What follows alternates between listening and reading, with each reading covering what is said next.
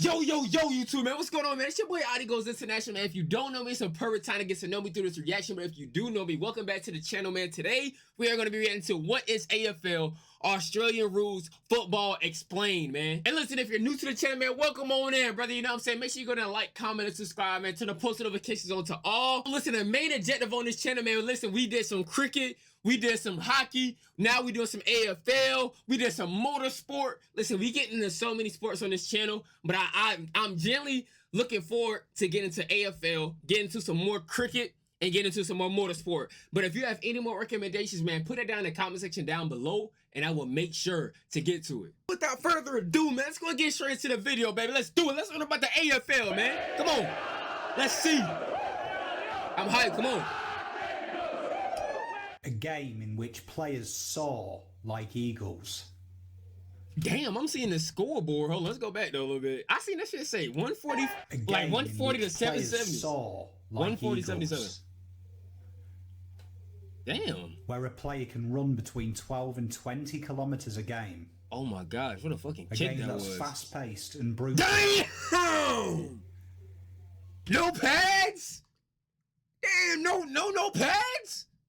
A game that says the meek may inherit the earth, but they will never win games of football. This is AFL. For me, this is the greatest sport in the world. So let's look at the greatest competition of them all, the AFL. You would allude to it as the Australian version of the English Premier League, the NBA, the NFL. It's the most watched competition by far in Australia, and it's the fourth most attended sport in the world. God damn, how many people is this? Bro, I love the atmosphere already, bro. Especially if the crowd is like if they chant and it's loud. Oh, I would love to see this in person. Oh my gosh. The AFL itself is contested by 18 sides that are all steeped in wonderful history and fabulous rivalries. The game itself is played between 18 players on the field of play at any one time, with an interchange bench of 4 players that can be switched over 90 times. They play over 4 20-minute quarters with time added on, and all the players line up in a certain formation. So to go through it, you've got your full forward line that are comprised of 2 forward pockets and a full forward. These guys genuinely there to attack the goal and trap the ball in the goal area. Okay. You may hear the terms pressure forwards. You may hear the terms crumbs if you watch the game. These guys are your strikers of the league, in your foot, to use a soccer analogy. Then you've got your half forward. It makes sense though. It makes sense. Okay, the strikers. Got it. Okay. These guys are there to set up scoring shots, to attack the goal as well, and are also charged with forward pressure and locking the ball in that area. And they would be very similar, I would say, to an attacking winger in the soccer. Kind of, you know, like your Cristiano Ronaldo when he was a United player, very adventurous, marauding forward type player. Then you have your centre line players. Now these guys are the ones who recover the ball from the back line, look to set up shots, get the ball forward. They predominantly run 2 ways. They're made up as well with the 2 guys on the outside there, your wingers.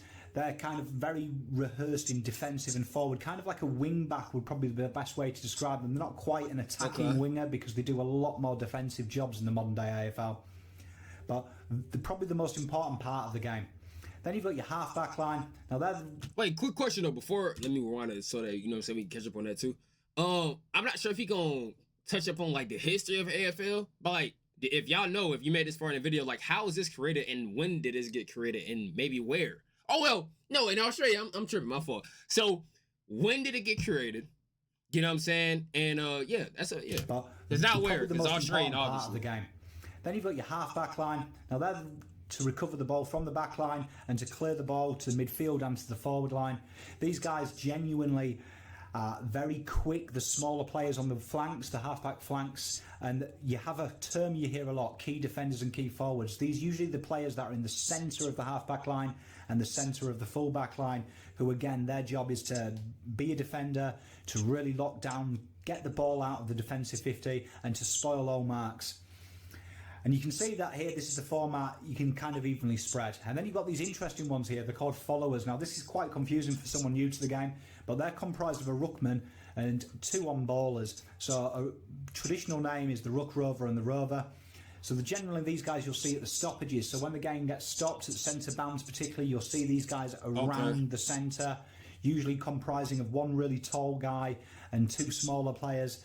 And these guys are genuinely there to get the ball out of congestion. They're real tough. They go in and get the ball. These guys usually genuinely are the strong, hard men of the competition and really the exciting players to watch. Got it. So you really, really need these players right here. Got it. These are the key valuable players. They play on a ground that dwarfs a standard soccer field in really all the known fields that they play sport, particularly the American ones. Like we say, they cover up to 20 kilometres per game, the average midfielder does in the AFL. Okay, so we kicking the ball. Okay. Is to move the ball from one end to the other, and there is three predominant ways to do that. One is the handball. Wait, did I just see him dribble the ball? And there is three predominant ways to do that. One is the handball, where the player uses their fists to reject the ball to teammates. It's a very unusual style. Okay. You may see something similar in Gaelic football if you are akin to watching that, but it is very predominantly to the AFL.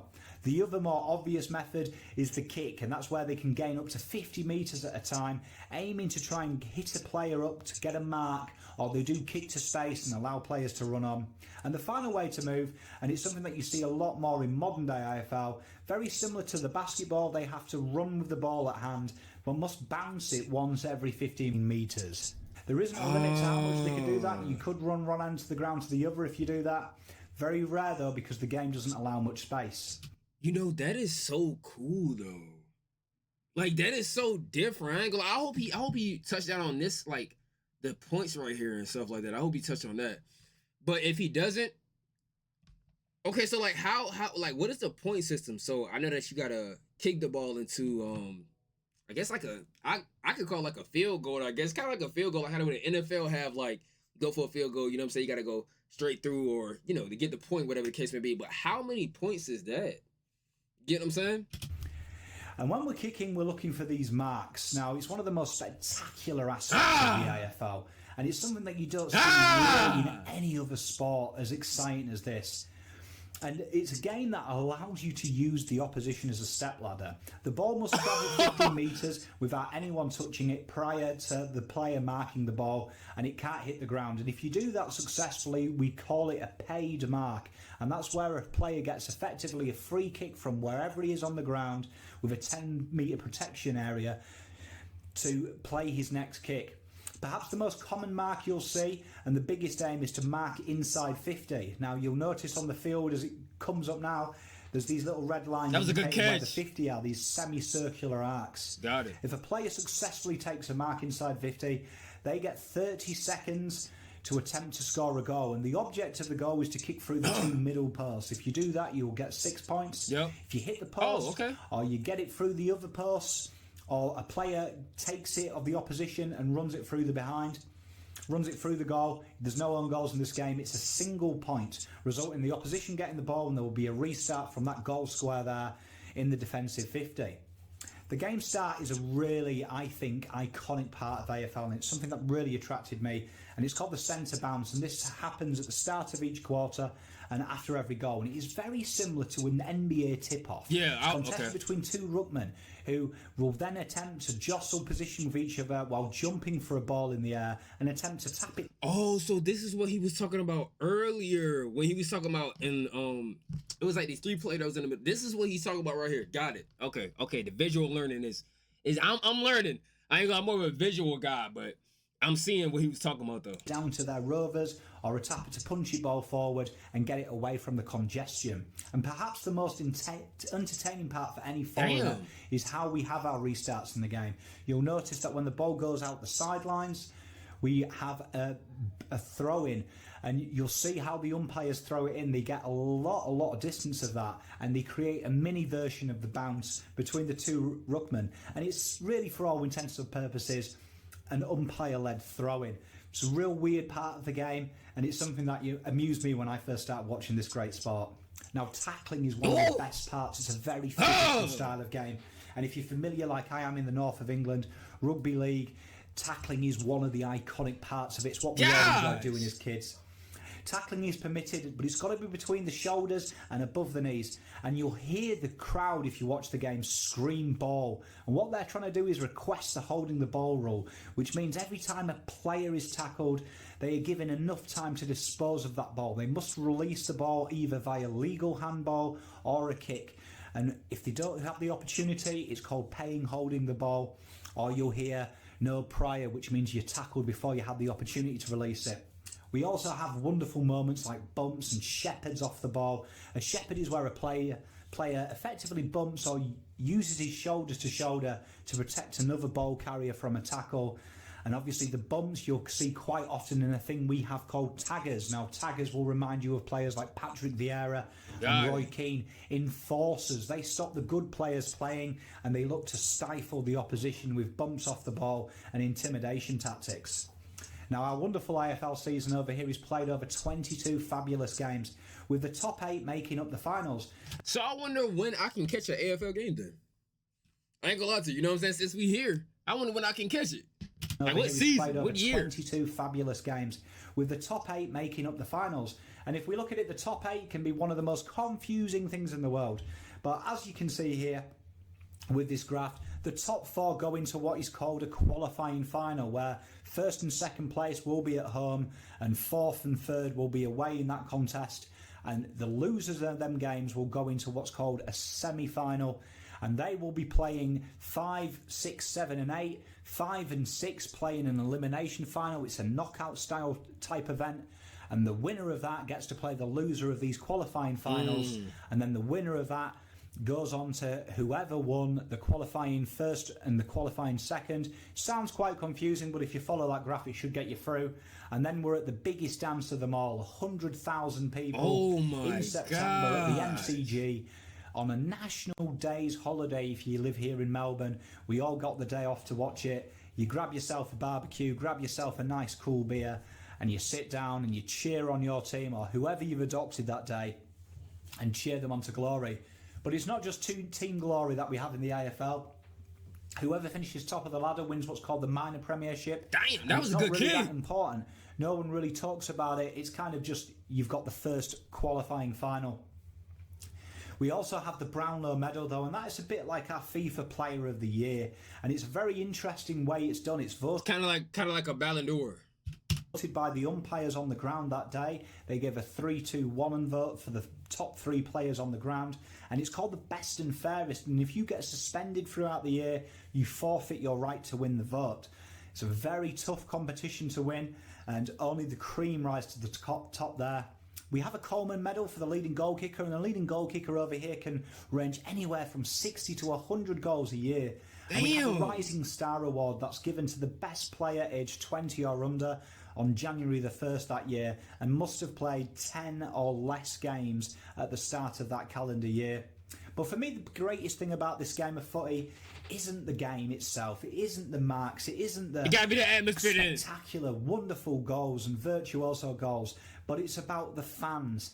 It's about the cheer squad who use their spare time to make wonderful banners for the players to go run through at the start of the game. The noise they make, the chants they make. It's the right. So they do have chance. You know, I gotta see this. I ain't gonna lie to you. I gotta see this, bro.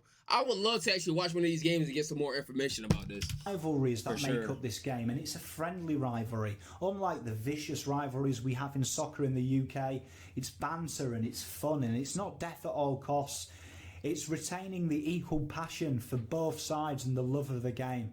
And it's about how spiritual this game is, how we remember our indigenous forefathers for allowing us to play this great game on the great grounds that the land is represented on. It's the community rounds we have, the indigenous round, the wonderful Guernseys, the wonderful dances we have at the start of the game. It's about bringing a whole nation together. The whole nation stops March to September to watch this great thing for me. But perhaps I'll save the best for the last. The iconic team song. The most iconic things in soccer are watching at Anfield singing You Never Walk Alone. It's a wonderful sight. But there's nothing so charismatic, I think, but seeing 22 blokes after they've won gather in the changing rooms to sing their famous song.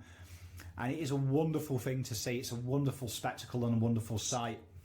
This is the wonderful game of AFL footy, the greatest game in the world. Welcome to a sport Wait, did he that just hit the... combines not only the ferociousness of rugby league, the silky skills of soccer, the theatre of wrestling, the pantomime of NFL, all done without pads and a script. This is AFL, and this is sport at its purest. Oh my gosh, no, this is a physical sport. You know, the only physical sport that I actually watch was like the NFL, but I ain't really that physical because it's like, I mean, it's physical, but it's like, nigga, these boys have no pads. Listen, if you made this far, man, like I always say, man, make sure you're going to like, comment, and subscribe, man. Hit that bell with the notifications and turn them on to all so that you never miss a single upload in the near future. And if you have any more sport recommendations, man, jot it down in the comment section down below, and I'll make sure to get to that. Hope y'all boys have a good night or a great day if you're watching this from, man. Stay prayed up, stay motivated, and I will see y'all in the next one. I'm out here. Bye.